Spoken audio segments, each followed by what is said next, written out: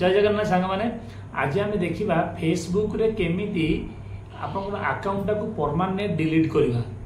Actually Facebook जो आप delete करने जी जोड़े ऑप्शन आपको मिले गोटे डीएक्टिवेट आ गोटे परमानेंट डिलीट। डीएक्टिवेट माने कौन आपंकर जब अकाउंट चाहते किसी दिन आपको माने डिलीट कर डीएक्टिवेट करदे पुणी आइले एक्टिवेट करेंगे। किंतु परमानेंट डिलीट माने आप टोटाली डिलीट हो चाहिए डीएक्टिवेट करें। तो से भिडियोटा देखो आप ए टू जेड आप डेमो देखिए आपको कहबी आप चलते आम देखा से भिडियो में स्टार्ट करवा।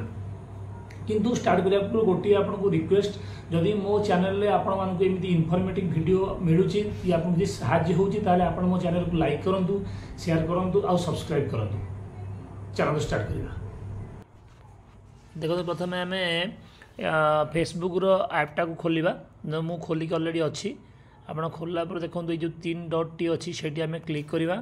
क्लिक कला देखो ये गोटे तलू तलू देखो सेटिंग ऑप्शन देखो ये गोटे सेटिंग अच्छी यही सेटिंग ऑप्शन आम क्लिक करवा।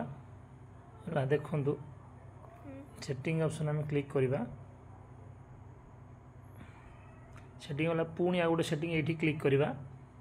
क्लिक कला देखो एमती गोटे मेटा अकाउंट सेंटर आसो। Actually Meta actually delete option आगुरी अवेलेबल थिला किंतु वर्तमान सुधा अवेलेबल वर्तमान मेटा अपडेट करने पर फेसबुक वर्तमान डायरेक्ट माने डिलीट ऑप्शन नहीं बाहर। तो आप देखिए पर्सनल डिटेल गोटे थी गोटे पासवर्ड सिक्योरिटी पर्सनल डिटेल थी से क्लिक करेंगे। एमती क्लिक कला ये ऑप्शन आसो। ये देखो सेकेंड अच्छी पर्सनल डिटेल पासवर्ड आउ एंड सिक्योरिटी तले ऑप्शनटा जो इधर क्लिक करेंगे। क्लिक कला देखो तले कौन अकाउंट ओनरशिप एंड कंट्रोल ये आप क्लिक करेंगे। क्लिक कला आपणकर ये जोड़े ऑप्शन आसो।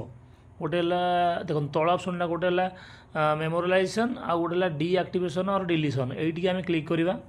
देखो डीएक्टिवेशन कलापर ये जिनस गलापर आपंकर आईडी गुड़ा सब जगह आसो। आम यहाँ डिलीट करने चाहूँगी तो यहाँ क्लिक करवा। क्लिक कला देखो जोड़े ऑप्शन आपको ये आसो। आप क्लीयरली ध्यान रखुद जोड़े ऑप्शन आसो आपंकर डीएक्टिवेटिंग और डिलीटिंग गोटे आप टेम्पोरारी डिलीट करने टेम्पोरारी डीएक्टिवेट हे पुणी किसी दिन पर पुणी सी आप चाहिए एक्टिवेट करेंगे। से टेम्पोरारी माने डीएक्टिवेटिंग। तो आमर परमानेंट डिलीट करार अच्छी। तो परमानेंट डिलीट कले कौन आम सेकेंड ऑप्शन आम क्लिक करवा। सेकेंड ऑप्शन देखो गलापर आप कंटिन्यू क्लिक करवा। कंटिन्यू कलापर सी आपको मागिब आप कहीं डिलीट करुँच यार रिजन देवे।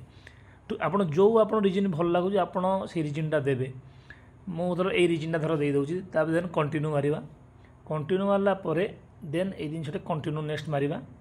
मारला परे आप देखु प्रोफाइल टी मोर परमानेंट डिलीट हो। देखो से मागुच आप डाउनलोड आप फेसबुक इनफॉरमेशन गुड़ा डाउनलोड करेंगे कि जिनस मागे कि ना सिंपली आप किसी करार ना एत जिन किसी पढ़ार ना सीधा तौक जी कंटिन्यू रे क्लिक करेंगे। क्लिक कर सारापर देखो गोटे पासवर्ड मांगे आपंकर पासवर्ड मांगले आप पासवर्डटा आप जहाँ रखिथे आप पासवर्डटे देवे।